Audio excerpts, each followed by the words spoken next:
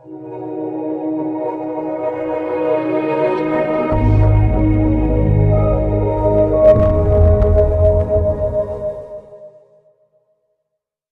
चतुर्दशी कब है? आज हम आपको दिखाने जा रहे हैं व्रत कथा और उसका महत्व। हिंदू धर्म में अनंत चतुर्दशी का बड़ा महत्व है। इस दिन भगवान विष्णु के अनंत रूप की पूजा की जाती है।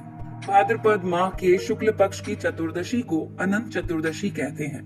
अनंत चतुर्दशी के दिन गणेश विसर्जन भी किया जाता है, इसीलिए इसका महत्व बढ़ जाता है। पुराणों के अनुसार महाभारत काल से अनंत चतुर्दशी की शुरुआत हुई थी। अनंत भगवान ने सृष्टि के आरंभ में 14 लोकों तल, वितल, सुतल, तलातल, रसातल, पाताल, भू, भुवः, स्वः, जन, तप, सत्य, माह की रचना की थी। इनका पालन और रक्षा करने के लिए वो स्वयं 14 रूप में प्रकट हुए थे, जिससे वो अनंत प्रतीत होने लगे। इस दिन अनंत चतुर्दशी का व्रत भगवान विष्णु को प्रसन्न करने और अनंत फल देने वाला माना जाता है।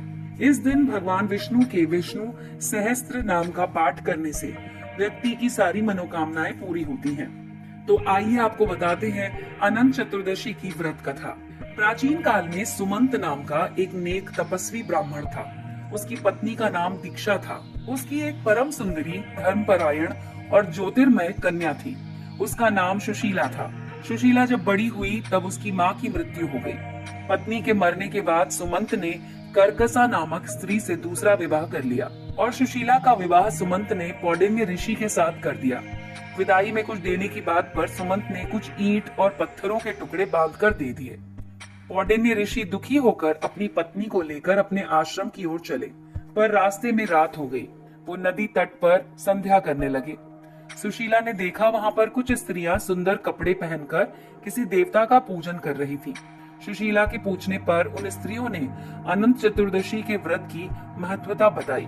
सुशीला ने वहीं पर उस व्रत का अनुष्ठान किया और 14 गांठ वाला धागा अपने हाथ पर बांधकर ऋषि पौंडिन्य के पास चली और सारी बात बताई। उन्होंने धागे को तोड़कर अग्नि में डाल दिया।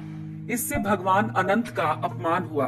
परिणाम के फल में पौंडिन्य ऋषि दुखी हो गए और उनकी सारी संपत्ति नष्ट हो गई।